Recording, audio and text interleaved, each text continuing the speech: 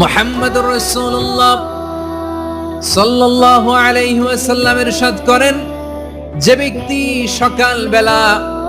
3 বার তেলাওয়াত করবে আউযু বিল্লাহিস সামিউল আলিম মিনাশ শাইতানির রাজিম, এরপরে সূরা হাশরের শেষ 3টি আয়াত তেলাওয়াত করবে, রব্বুল আলামিন ওই ব্যক্তির জন্য 70,000 ফেরেশতা নিয়োগ দিবেন যারা সারা দিন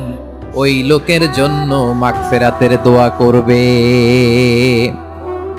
শুধু এখানেই শেষ নয়, বিশ্বনবী ফরমান, ওয়া ইন মাতা ফি যালিকাল ইয়াউমি মাতা শাহীদান, ওই দিন যদি ওই ব্যক্তিটা ইন্তেকাল করে সে শহীদ হয়ে কিয়ামতের দিন আল্লাহর সামনে দাঁড়াবে।